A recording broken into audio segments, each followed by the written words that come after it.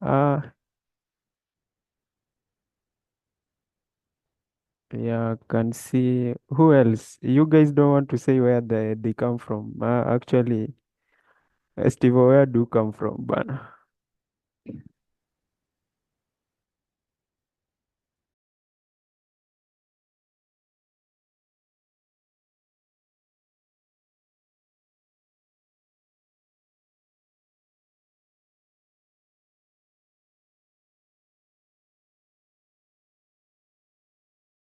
yeah, welcome, welcome.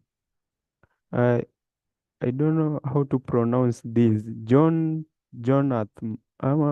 Somebody help me with the pronunciation. I'm not good at this. Steve, kindly help me. Okay, okay, nice one, Kevin. I think that is Jonathan from Pakistan. Actually, that is really it's so nice having one of you guys all the way from Pakistan.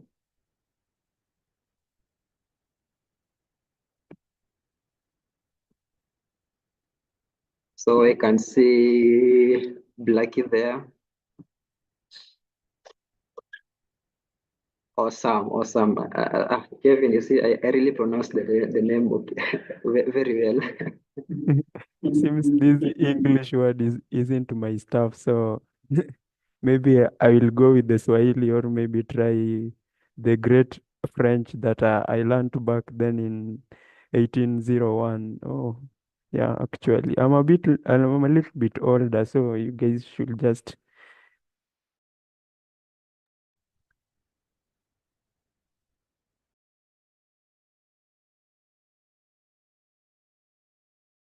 actually you can just share your LinkedIn profile, your Twitter profile, or any other social for instant follow back and connection. You guys, yeah, Simon, that's awesome.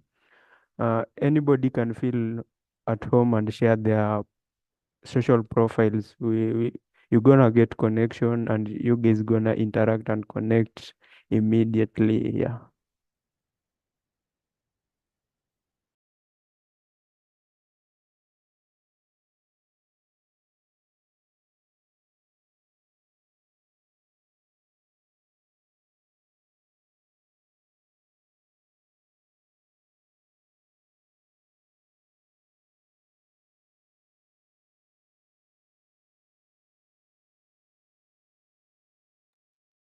Yeah, let us connect with each other.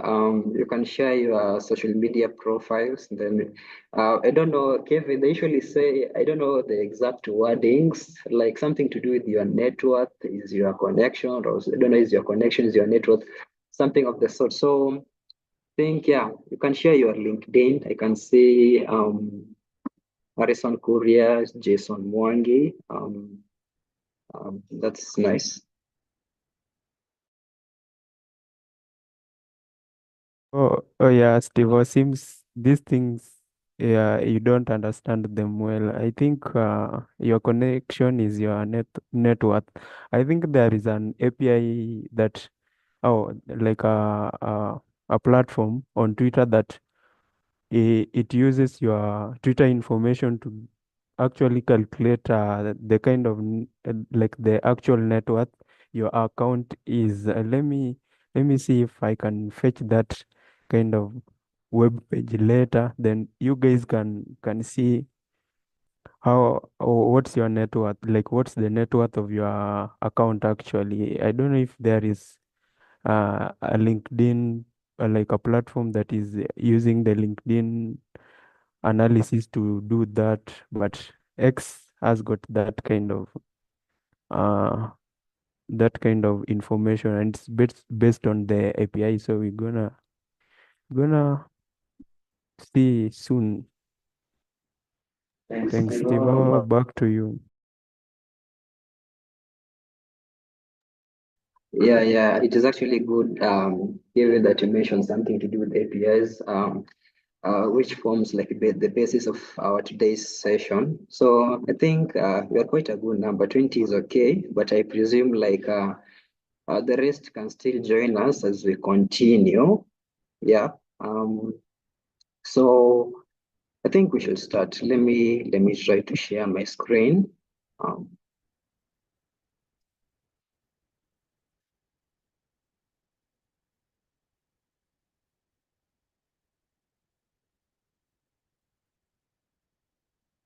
awesome. Hopefully my screen is visible to everyone.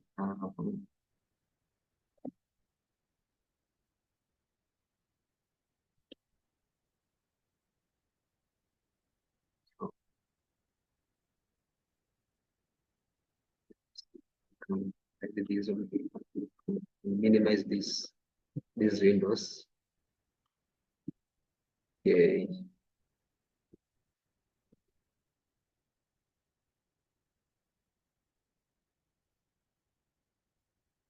So let me get this slide of mine here.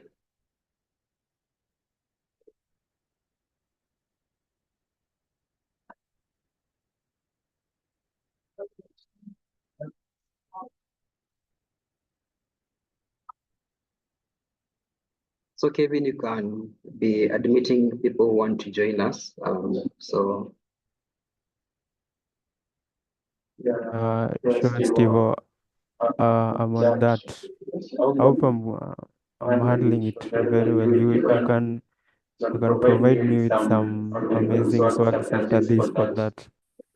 okay.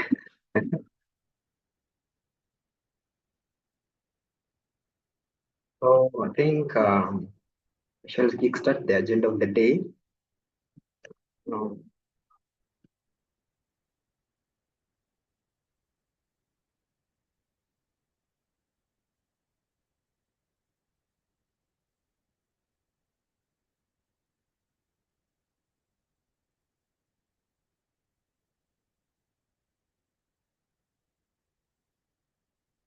Um, can you guys confirm that you can be able to hear me?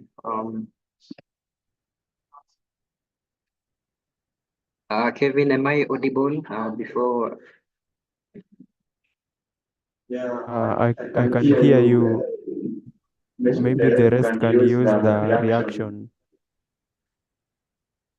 Okay, awesome, awesome. Thank you, Jason Mwangi and Jonathan. So, okay, so we welcome you to this session. This is API 101, building workflows with APIs. And perhaps maybe amongst our audience, if maybe you happen to be part of us in this community, initially we had done API 101. So API 101 was just meant to give you an introduction into the world of APIs and Postman, to be specific.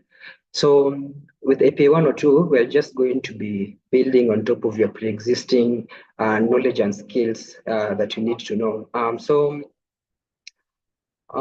Perhaps maybe, let's see,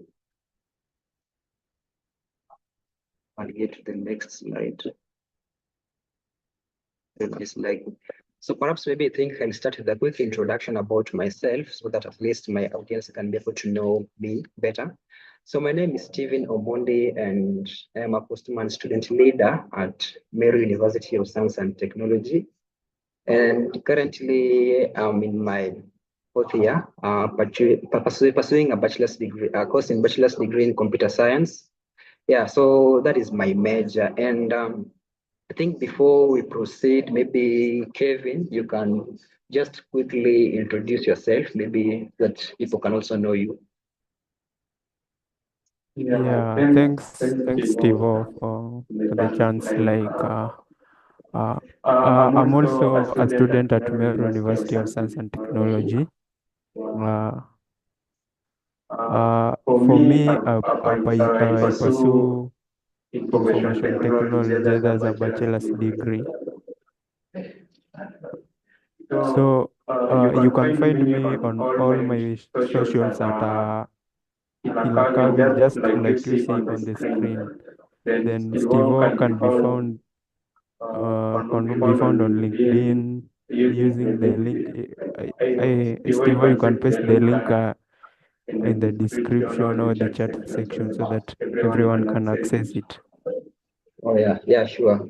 Actually, I just copy and paste that link on the WhatsApp group chat as we progress. Okay, awesome. Thank you, Kevin, for that. That was wonderful. And we're having a vision, and okay, let me just paste that given link.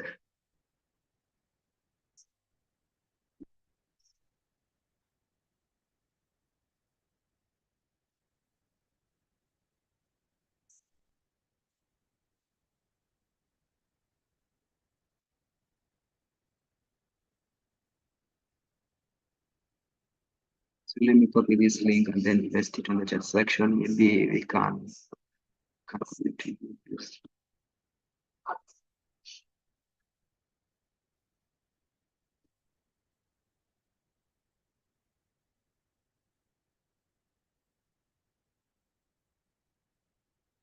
Sure, Steve, let me help you. The link is there on the description, and somebody, yeah, Emmanuel is saying there's some knowing about API for the first time. Steve,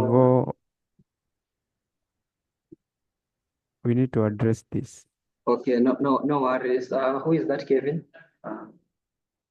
That's Emmanuel. Okay. Before maybe we proceed, maybe just quick do a recap of maybe API 101. Okay, APIs or an API stands for, or it means application programming interface, and it's basically a software or a program rather that allows maybe two or more softwares to communicate with each other. And by the way, we're not just only limited between software entities alone, maybe even a software and a hardware. Take, for instance, for example, when you want to upload maybe your picture to Instagram. So what happens is that when you're using Instagram, for instance, and then maybe you want to, first of all, you'll go to the upload section. You can either upload a photo of you, or you can either just take a snapshot.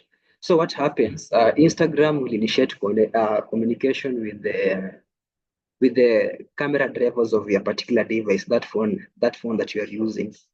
That is an API. Then after you take the photo, you will now upload this photo to Instagram and then take it to Instagram private servers. That is an API in action. Or I might use this common analogy, which is quite common. For example, when you go into a restaurant, then maybe you want to order some pizza. I know majority of you have heard of this analogy. And so when you go into a restaurant, you does not necessarily need to know how to prepare the pizza, but you can still have the pizza anyway. Because when you step your foot into the restaurant, first of all, you tell the waiter what you want. Then the waiter will now take your request to the kitchen or to the chef rather. Then the chef will prepare that pizza, then give it back to the waiter, and then the waiter will bring that particular pizza or that food to your table. So in the API world, you as the customer in that particular restaurant, you serve as a good example of a client. Then in this case, we're having the waiter. The waiter is now facilitating that information between. I don't know if I'm still audible.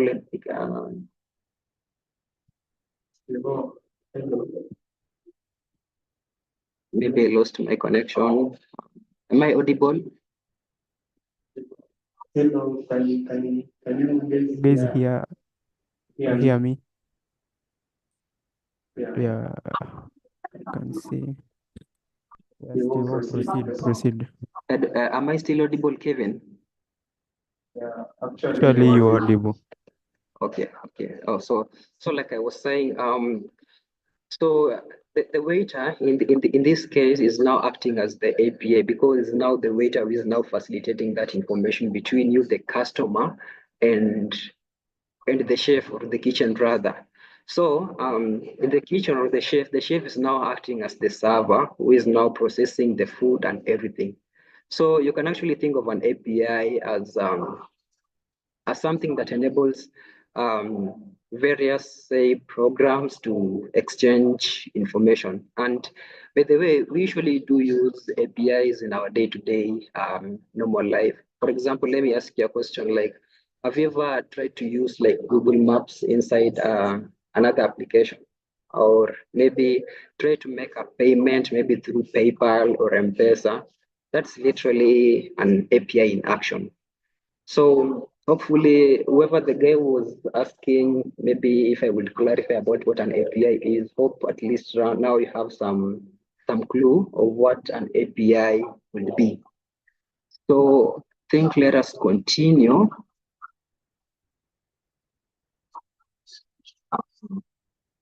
Yeah, Steve, Steve, you you can can proceed. proceed. Okay, awesome. So let me go back to sharing my screen and then continue with where we were. So I'll go to the next slide. Next one. So we have a mission, and we've been hired by a professional music blogger to create a workflow that helps uh, to discover new music. So in this case, we are going to be interacting with a real world API called the Spotify Web API. So this is a public API. So in our initial sessions, we saw that we have the various. I'm just going to give you a quick overview about the categories of APIs that we have. So we have the public APIs, we have the private APIs, and then we have the partner APIs. For the case of the private APIs, is an API that can only be consumed or called by specific people, maybe say within an organization. Then we have a public API. And a public API basically is an API that can be consumed by literally anyone who discovers them. And like, for instance, the one we are going to be using today, the Spotify Web API. The other one, the partner APIs, maybe is one which is used by maybe two or more organizations, maybe say who have an established interest, say something like that. Yeah, uh, so I think we have, so we'll be using the Spotify Web API in this case. And so what you will learn how to make API request with Auth. So shortly, we shall be able to look at Auth in a more detailed manner. We shall look at it deeper. And then we'll be calling the real world REST API, the Spotify, the one that I've actually just told you guys. And then we shall be chaining multiple API calls to build a workflow and then visualizing that response data in various multiple formats. So yeah, the agenda is the introduction to Auth into introduction to Auth in APIs. We get to explain OAuth, introduction to Postman workflows, and then we'll be building the workflows in Postman. And then at the very end, we shall be having a Q&A question, a Q&A session. And at this point, maybe we shall be open to any of your queries. So suppose maybe you have any questions, we shall be so much happy to respond to any of your queries. And okay, by the way, I want this session to be as engaging as engaging as possible. So I don't want just to keep it fixed, just to keep the questions at the end. So suppose maybe you find that I'm too quick or I'm too fast, then probably you can just let me know, or maybe you need some clarifications. Yeah, you can let me know. So Kevin, you can be keeping an eye on the chat section, and suppose someone has a question. Is that okay, Kevin? Yeah. Actually, Actually, that's that's very very okay. okay. I'm on it. Okay, awesome. Thank you, I appreciate.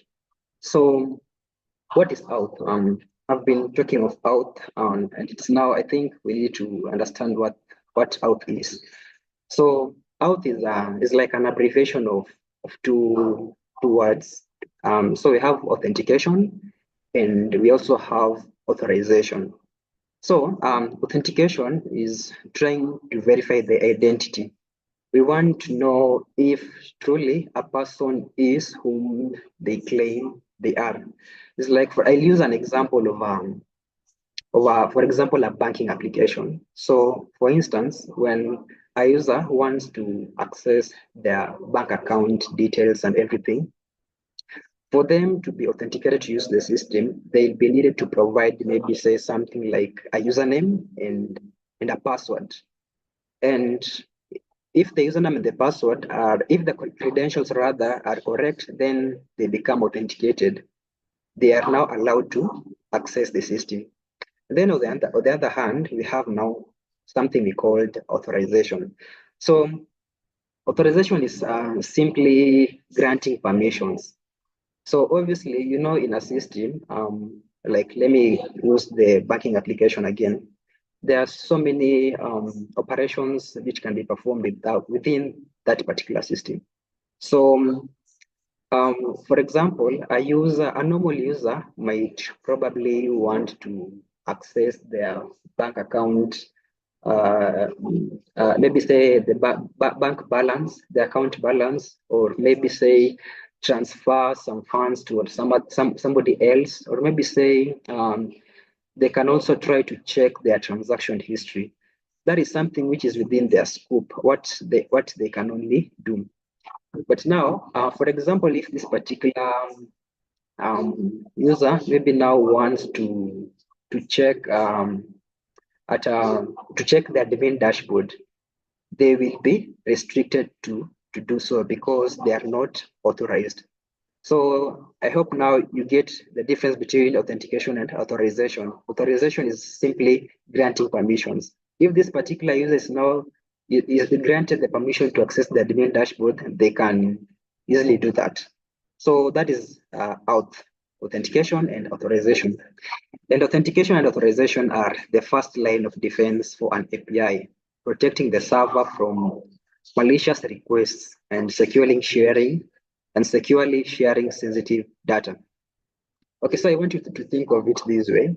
Suppose maybe you have an application or an API which is completely open. It has got no authentication, and neither does it have the authorization features. Okay, you find that first of all, your system will not be secure. That means somebody else can just literally come and get access to some other person's data, and we don't want that to happen. We want to guarantee our users the security of their data. Another reason why we don't want to keep our systems or our APIs just completely open without authentication and authorization. Maybe you could be having someone who is having some malicious intentions. Maybe say they want to shut down your particular API. They can make maybe say like thousands and thousands of requests to your API, which will eventually shut down your API. So you don't want that to happen. So it's good to implement authentication and authorization.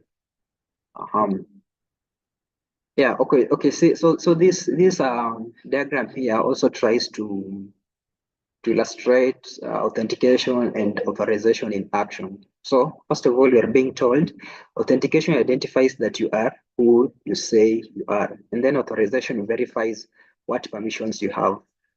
Let me bring it back here at home. For example, here in Kenya, normally you're not allowed to enter into a place like a bar if you are less than 18 years of age. Maybe in some countries it will be 21.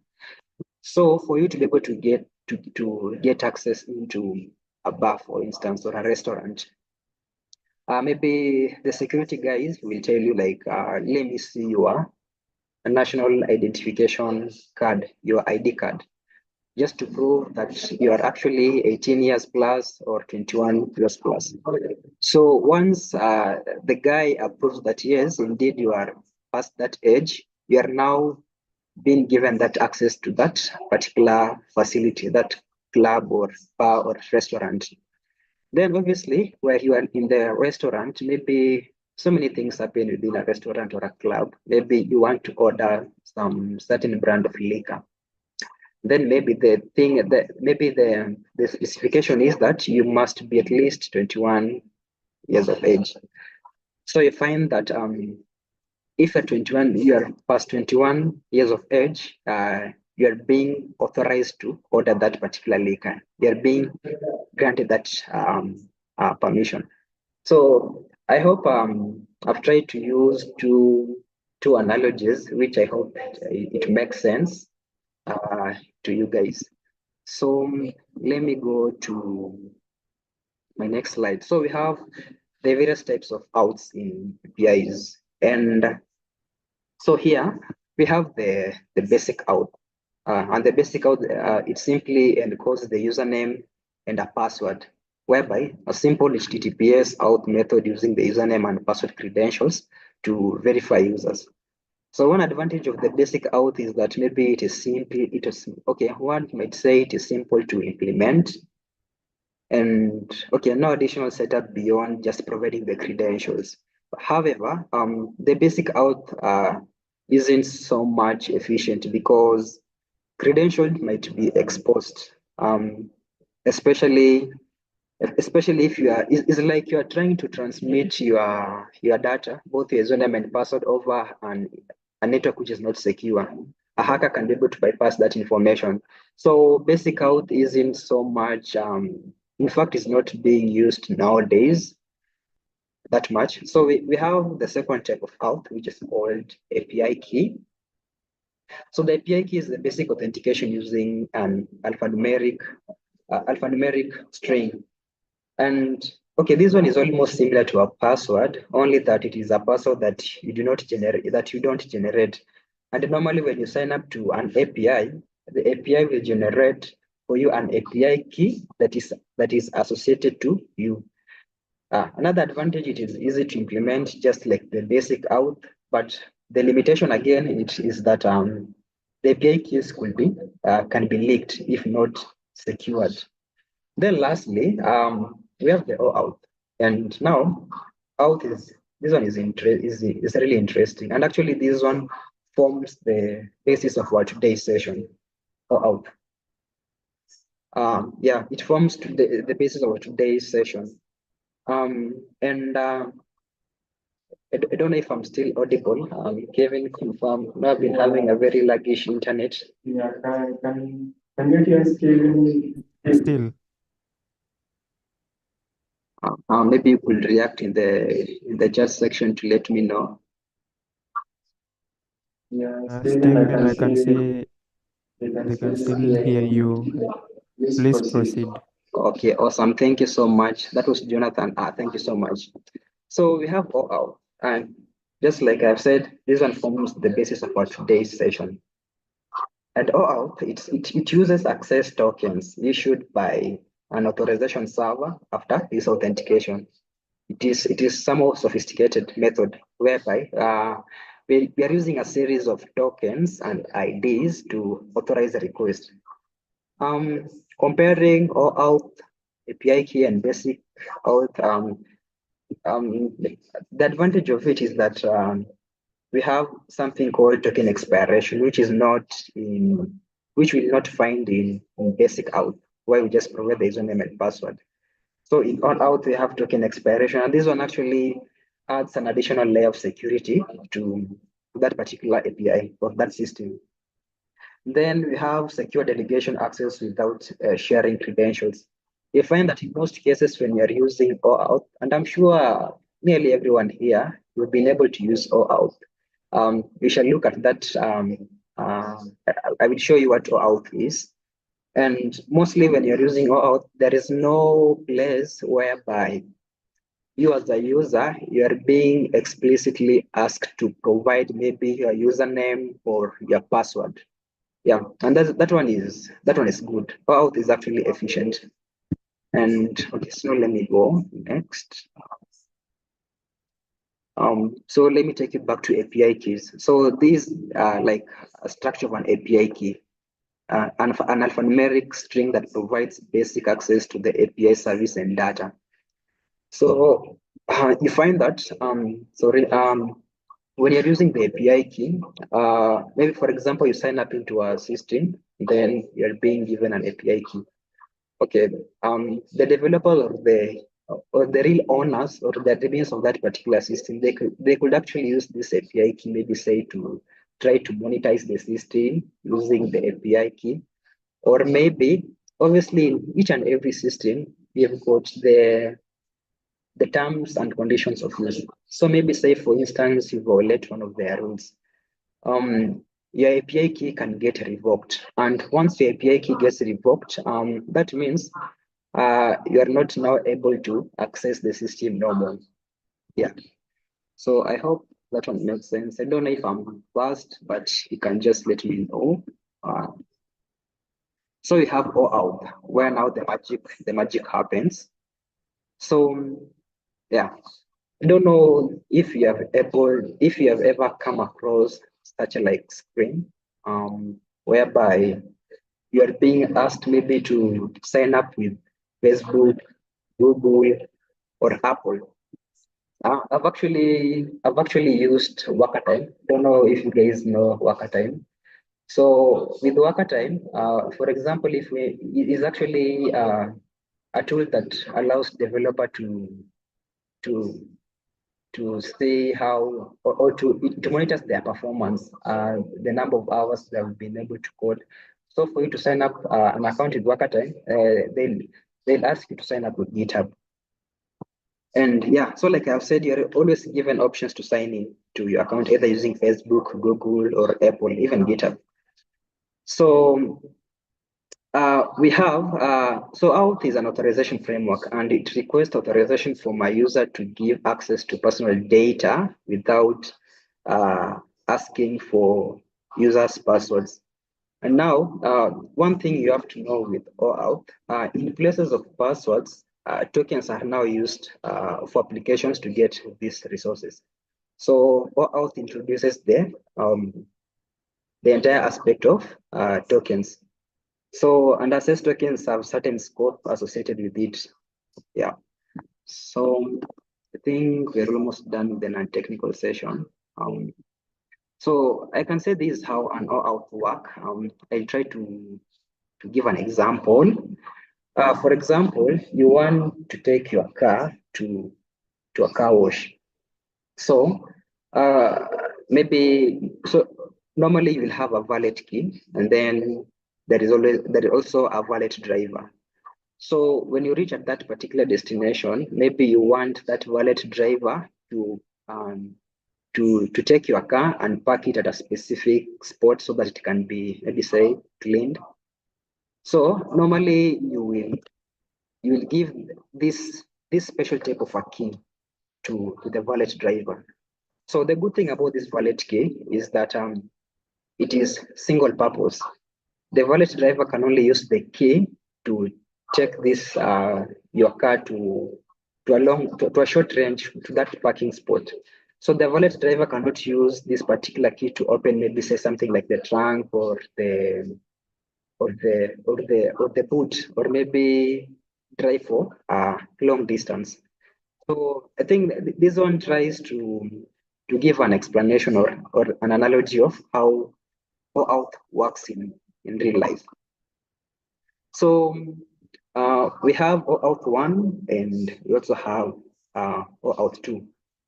And so OAuth 1, it relies on cryptographic or rather digital signatures to validate requests, ensuring data integrity. And while OAuth 2, it uses the bearer tokens, which are simpler but requires HTTPS for security.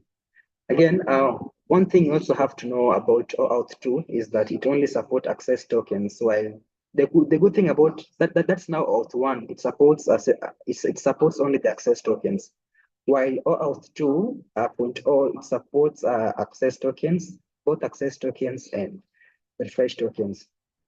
So probably you might be wondering what is an access token and what is a refresh token.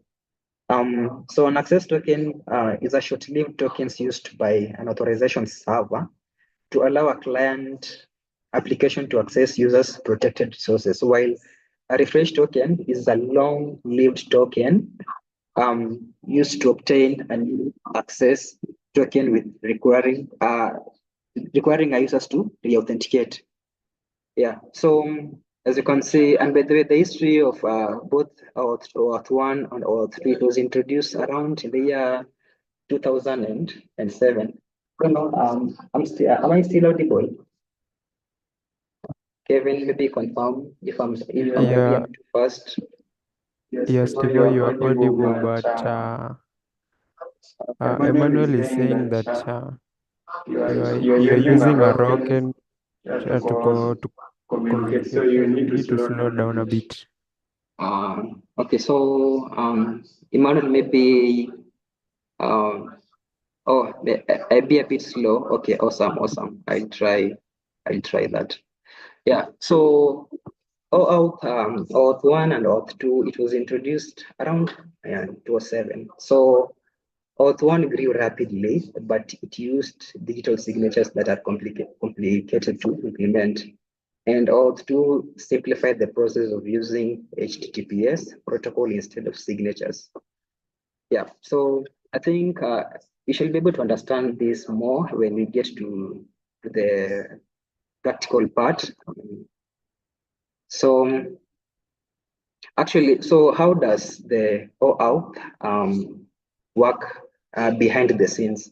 Okay, let me use this diagram to try to explain how OAuth works behind the scenes. Maybe say we are having a client application, and okay, this client application could be something like let me use an address book. So a developer has made an application which is an address book to store maybe contact details. So normally this application can make a request to the owner, maybe to ask the owner like, can I view your Google contacts? Then maybe the owner can grant this particular application that permission. Okay, yeah, you are allowed. Okay, now since the client application, in this case, for instance, now our address book application has been granted that permission. It will now go back. It will now go back to the authorization server, and then it will be like, please give me the access token. Then the authorization server will give our particular client application that access token.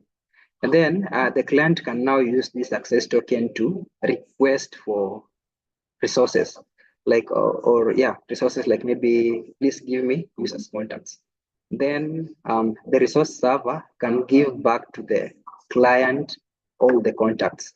So I think that's how OAuth uh, OAuth works. So and here we have got different types of grant types. So the one which we were seeing previously, this one is the authorization grant type. So we have quite multiple of them. So okay, for the first one, the authorization code,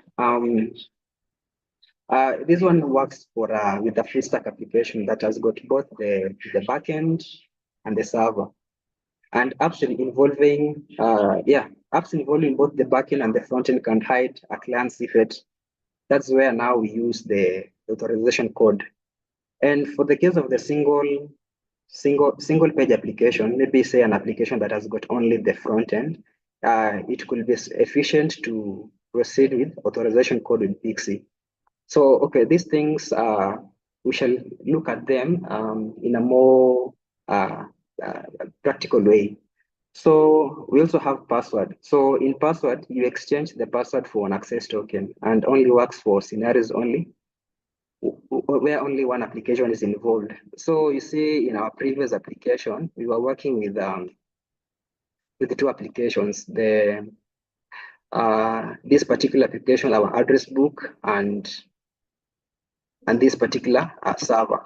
So let's look at so that is the password, and then for the client credentials, it's good when there is a server to server communication and no user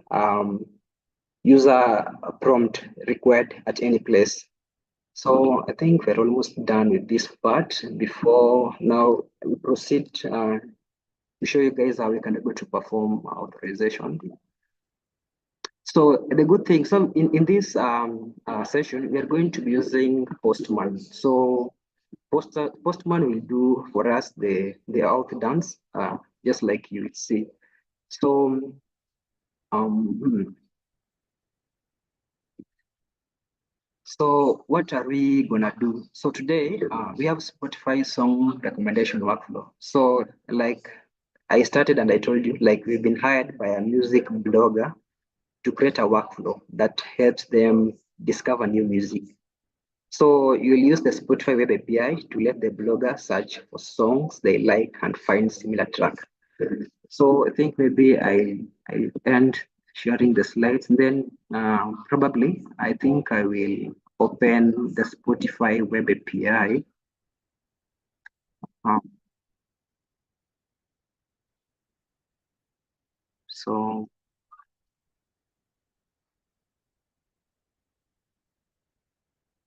let me just open a new tab here. So then we'll go to Spotify web API.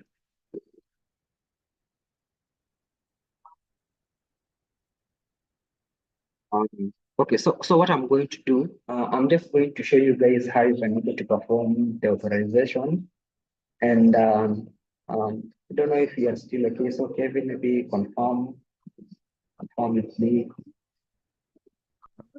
Yeah, hello. Can everybody hear me? Like, Steve, before we proceed, Mm-hmm. yeah, we need to provide the collection link from where we are going to work from. So just proceed. I will paste the link on the chat section so that everybody can access it. Okay. Oh, sorry, Emmanuel is still saying he's stuck somewhere in the API auth. Please clarify a bit before we move on. Okay. Yeah, sure. Joy, we are recording the session. We are gonna provide the link to the section after the event. Okay. So Emmanuel, maybe can he be able to unmute and maybe ask where maybe he's stuck? Then maybe I'll be able to clarify. So Emmanuel, can you unmute and speak? I don't know if he's able to.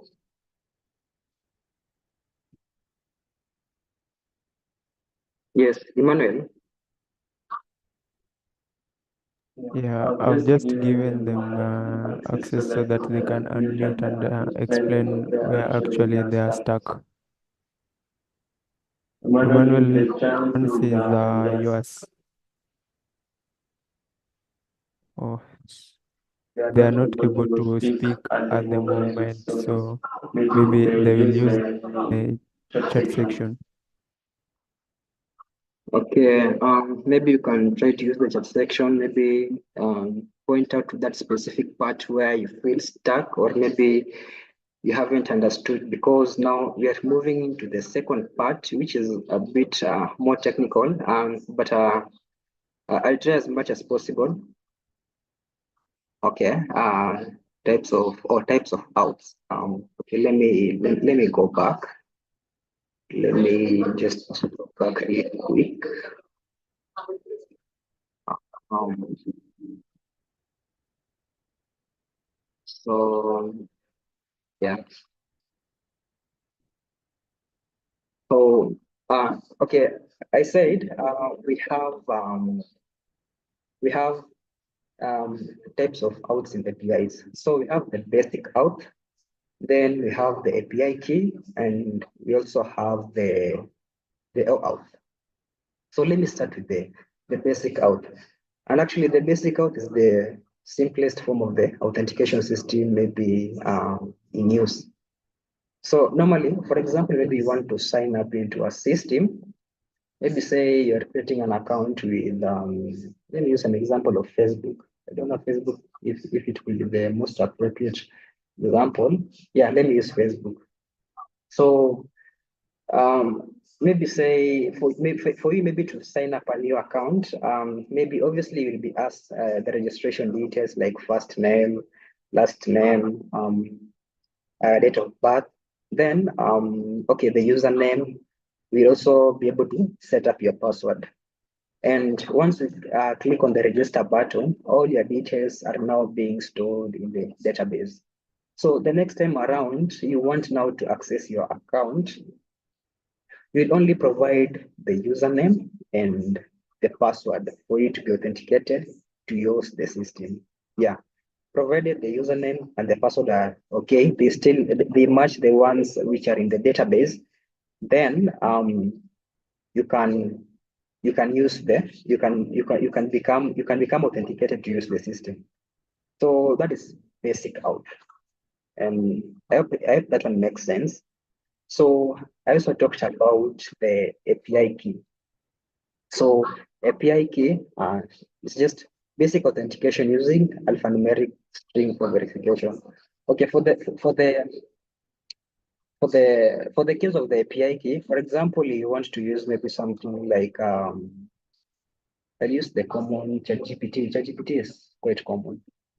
So um, maybe you want to use ChatGPT. So when you sign up a new account,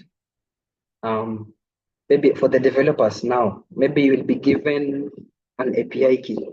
So so this API key will be just unique to you and you alone.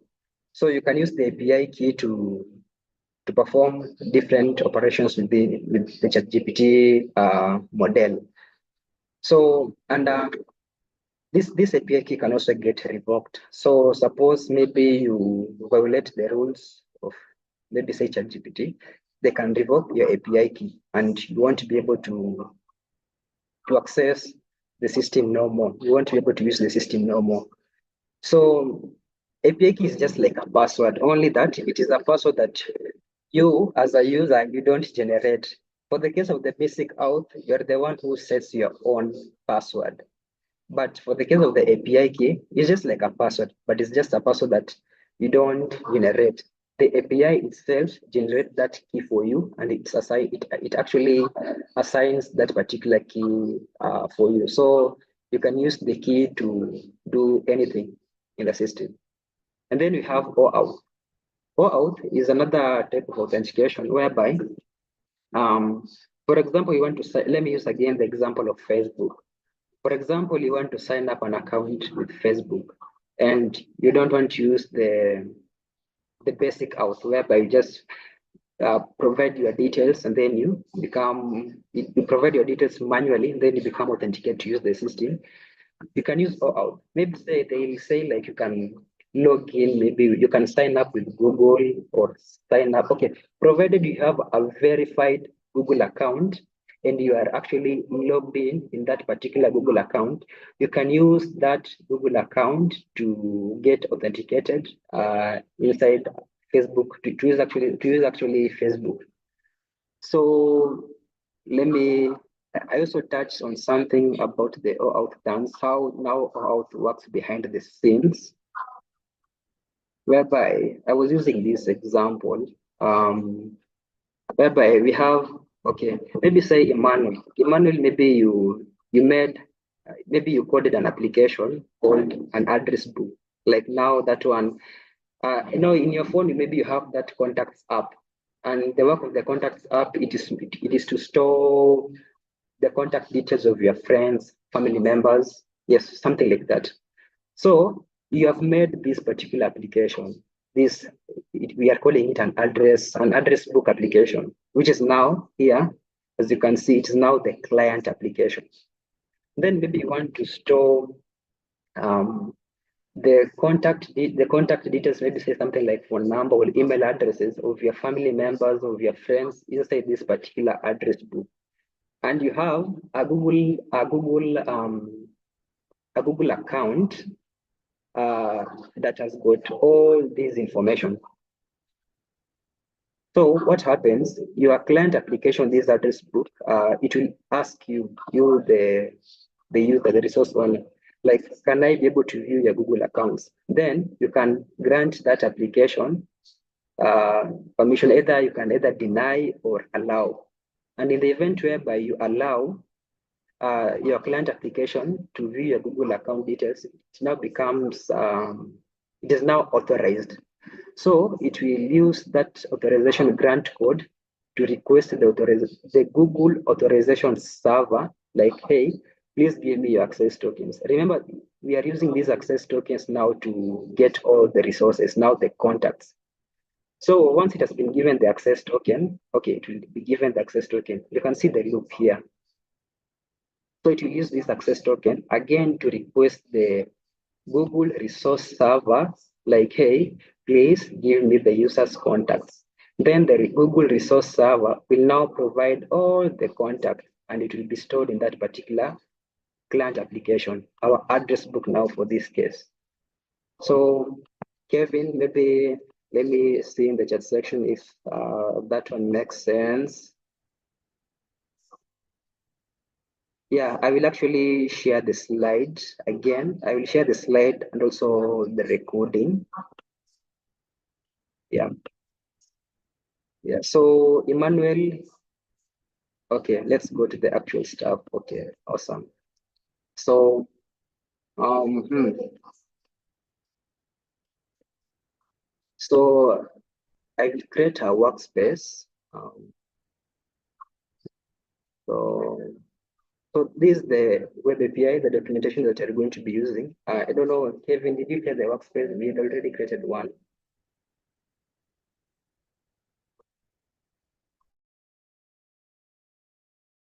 Hello, can everybody hear me? Yeah. In a minute, I'm sharing the workspace, and maybe there are some new guys who doesn't have a Postman account.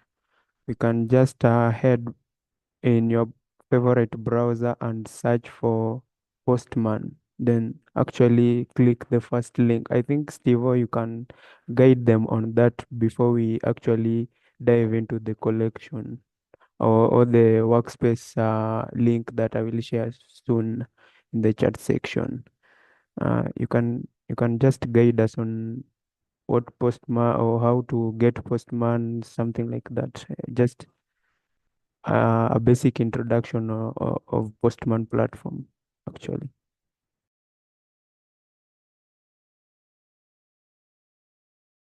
All right, Kevin. So maybe you can just go to your browser and search for Postman. If you don't have an account, you can be able to sign up one for free. Yeah. So I already have an existing account, so I will open mine. Yeah, and actually, Postman Postman is is offering offering some some courses courses that that are are awesome, awesome that that will enable enable you you to to get get a a little little knowledge knowledge about about Postman Postman platform. platform. Postman Postman platform platform is is actually actually an an API API platform platform that enables you enables you to to create, create, test, test, or or rather rather develop develop APIs. APIs like Just just like like software software development, development, there there is is that that software software development development life life cycle. cycle. The same Same goes to goes to APIs APIs where we where we have have the the API API life life cycle. cycle. So So Postman Postman platform platform will be be like like your your favorite favorite friend to friend to do do that. that. It It will will guide guide you, you, like like it it will. will. Oh, sorry, Steve, you never muted. So hello, can you guys hear me? So Postman API platform will enable you, like will give you like a platform to develop your API, then document them, and even go to an extent to publish them. Then further, when you see there is a kind of a security glitch on them, you can still come back and test for the security features. That's now on an advanced section that I won't touch now. So, like Steve was saying, for you to get Postman, you will be able to just hit your favorite web browser or whatever you are using. Steve, I think you are using Tor browser. I don't know which one are you using. So you'll just search for Postman, then click the first link, that is postman.com. If you don't have an account, you'll just be directed to create an account. It's just normal, like creating a WhatsApp account. I think you can even log in via your Google account. That is with the help of the OAuth that we are just saying that we were just talking about in the previous slides, where it just directs you and you just click an authentication link on your Google mail message area, something like that. So anybody anybody with the problem in creating an API, not API, but Postman account, Steve will be able to guide you or help you as we proceed.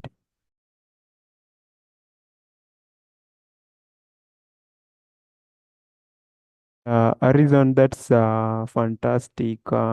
API is a tool for testing, developing, and debugging APIs. That's amazing. Uh, yeah, Steve, are you able to hear me so that you can proceed?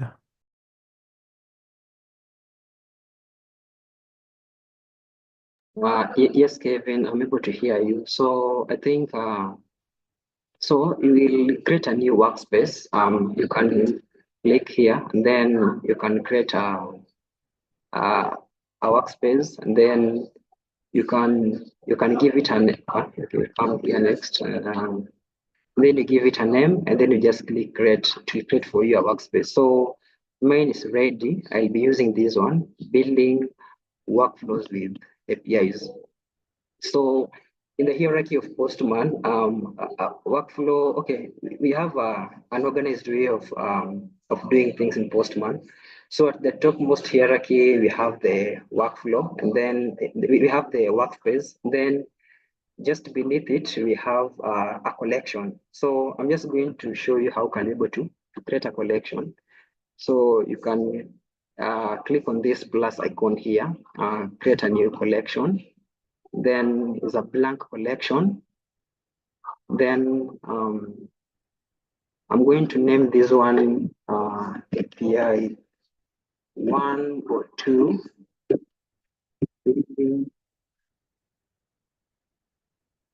Workflows.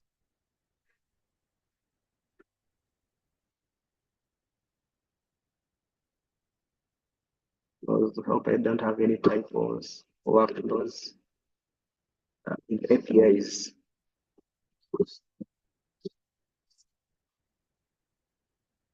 API 1 or 2 building workflows with APIs. Awesome. So, so inside a collection, then we can have, we can group related records together. Maybe you can decide to use a folder, yeah, a directory, but we can just proceed without the directory because we are not going to be making so many requests. So I'll make the first request. And this request is called maybe, okay, we are working with Spotify, the Spotify web API. And probably we want to get something like, okay, so we have so many songs, music. So we want to get like a particular track ID. So I'll name this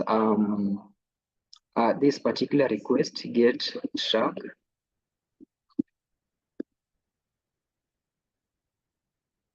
Get track. Then I'll just hit enter. Yeah. So when working with APIs, it is always like advisable that you make the documentation that you read the documentation. So I don't know if I'm still audible, Cavin.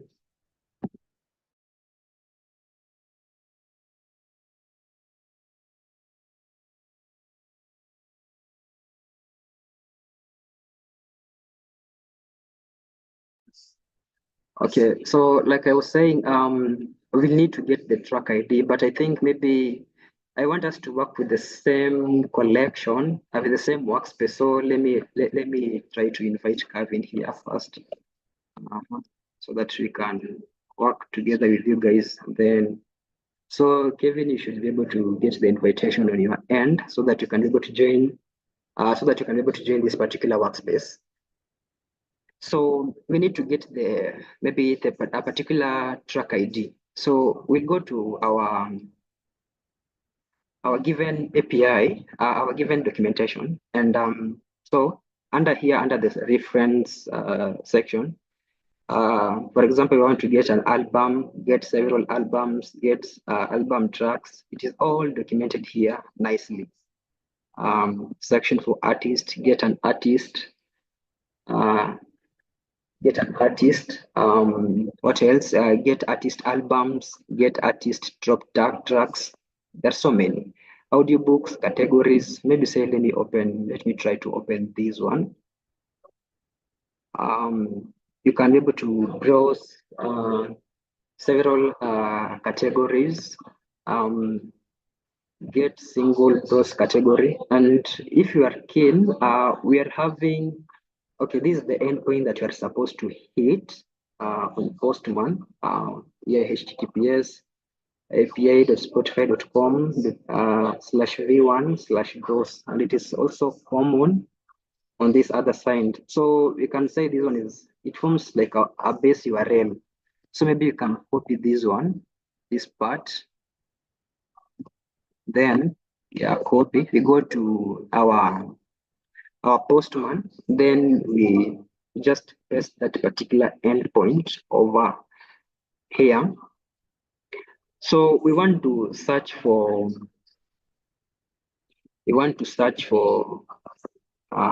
the track ID. So let me look for such API. So we shall have /search. So we'll come here, then we do something like search. Confirm, yes, search with a small letter S. So you remember I told you like this one forms part of our base URL. So actually in Postman has got this cool feature whereby you can be able to store the base URL as a variable.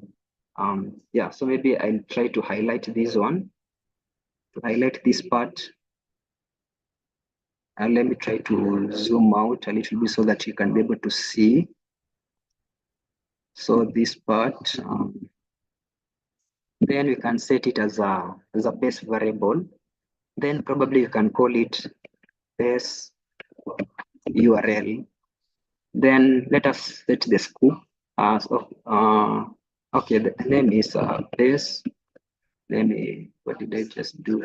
I'll highlight again, then I will then come here. Then I'll try to set it as a base variable. So I just hover here. Just let me select it. Then set as a base variable. Set as a new variable. So I'll call it base URL. Then I'll give it a scope at the collection level. You can give it global. So collection level, and then set the variable. Yeah. So when we look at our collection level under variables, we can see it here. The variable is called base URL, the initial value and the current value. Yeah. So in the event whereby you are working with Postman it has got an amazing feature whereby it can help you to hide sensitive keys like API keys. So maybe if you have got sensitive data, you probably want to put them in the current value section here. So we go back. And okay. We've been talking about authorization. So for us to be able to get that particular track ID, okay, first of all, when you try to send this request, we'll get a 401 unauthorized.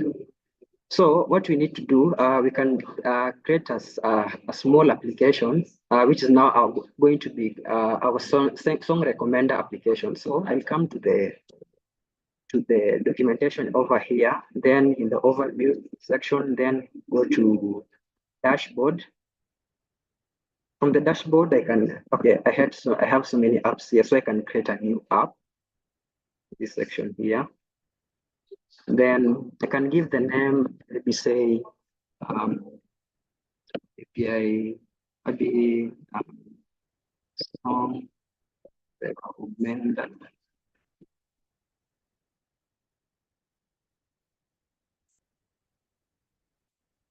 application.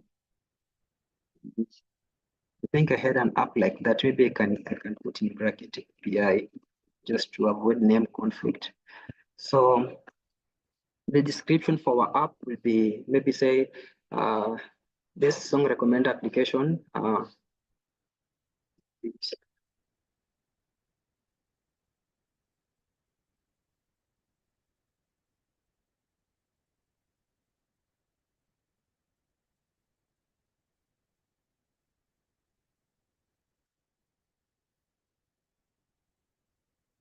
This application will help you identify new music. And then something we have to also, when we create this app, we need to pass in the redirect URL. So what's the redirect URL? The redirect URL is like the callback URL that you will be redirected to after your application is authorized. So when we go to Postman, let me open my Postman, and under the authorization tab here, we have, so we'll be using the Auth too. There are so many types of authorization. So we'll be using this one, the one that you've been talking about, Auth 2. So let me collapse this one.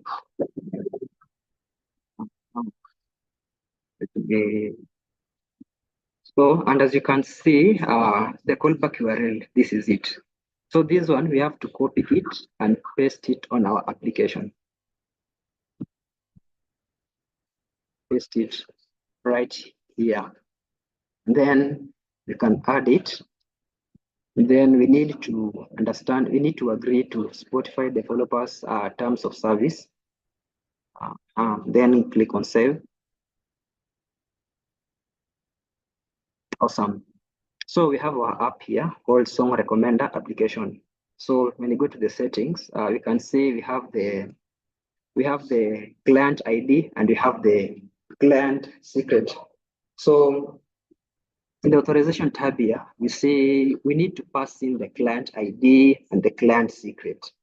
So suppose maybe you're wondering what is a client ID and what is a client secret. Okay, the client ID is the client identifier issued to the client during the application registration process. And the client secret, it is issued to the client during the application registration process. So we can come here and copy the client ID. And okay, I had mentioned something to do with variables. So this is some sensitive data. We don't want just to store the client ID over here. That one, so we can store it in a variable. So we can go to the collection level the collection level in variables.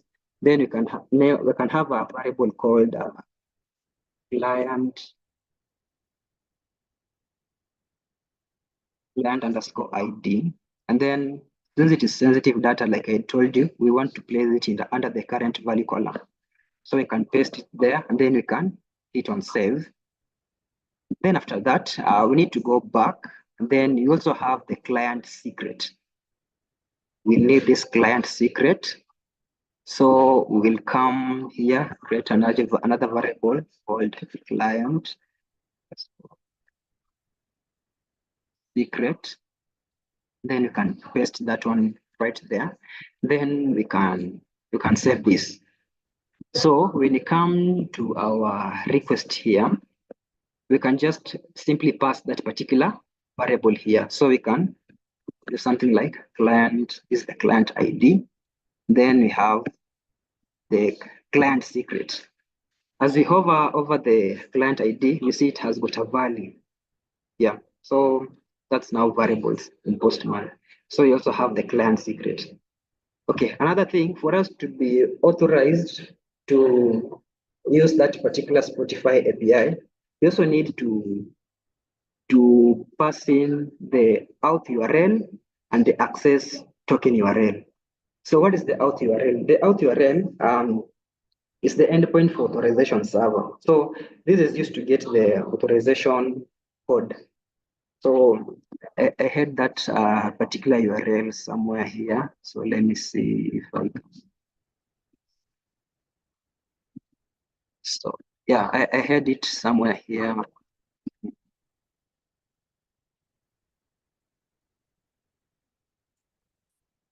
So this is the auth URL which we're supposed to use. So I'll copy this one.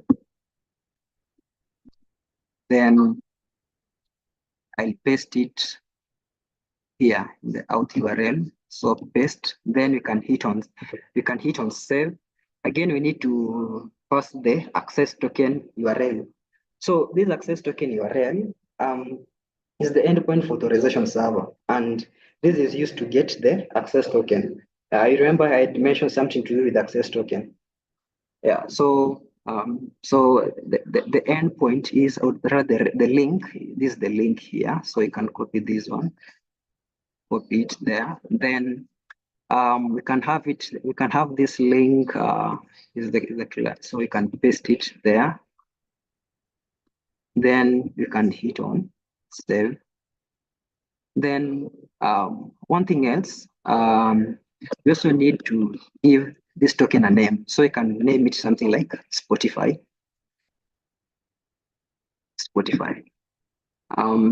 So we need to generate that access token right here. So after we've provided the client secret, client ID, and access token URL and auth URL, so Postman can do now the dance for us. So our work is now to click this link, this button here saying get access token. So it will go to that application of ours. So it will be like allow Spotify to connect to song recommend application. So you agree that the song recommend application will be able to view your Spotify account data, your name, username, profile picture, Spotify followers, and public list. So yeah, we agree. Awesome. So authentication is complete. This dialog will close. So we need to proceed. So it will provide us with token name is Spotify, token type bearer, it is expiring in 3,000. I think this one is in seconds. So the token expires after 3,600 seconds. And this one is the refresh token. You remember I told you what the refresh token is? Yeah, a refresh token is a long-lived token used to obtain a new access token with requiring a user to re-authenticate again. And the access token is now short-lived tokens issued by authorization server to allow a client application to access users' protected resources. So I click on use token. So the token has been added. So when we come right here, we see under this section, the token has been added. So let us try to hit that particular endpoint once more, and then we try to see the response body. So I will hit on send again. So we are having a bad request. So let us try to see what could be the issue. So it is telling us the status code is 400, a bad request, missing parameter type. So we obviously we want to get the track ID. So I will reduce this one. So I will go back to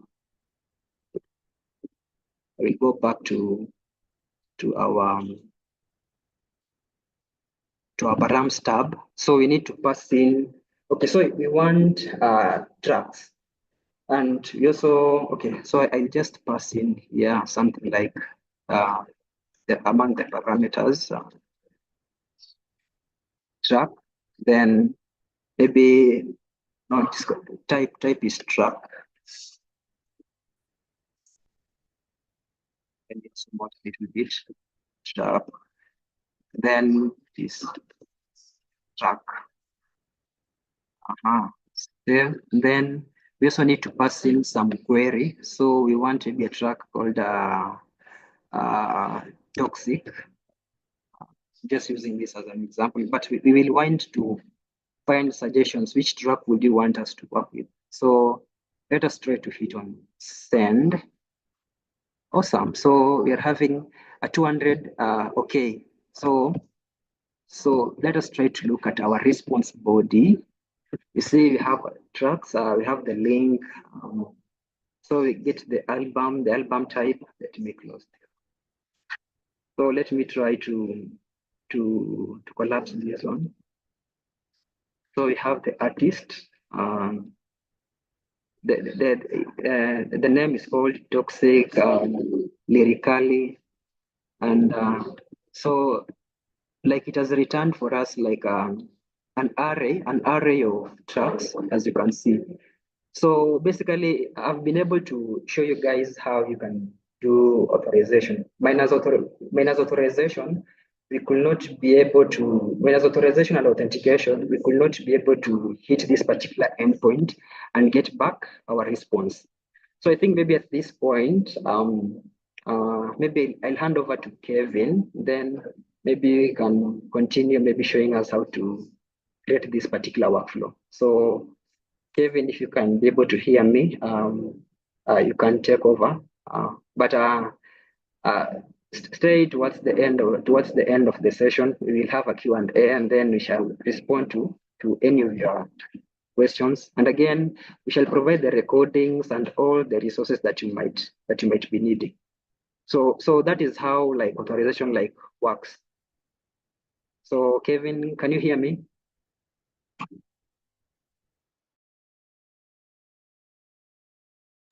Yeah, probably let's give Cavin a minute.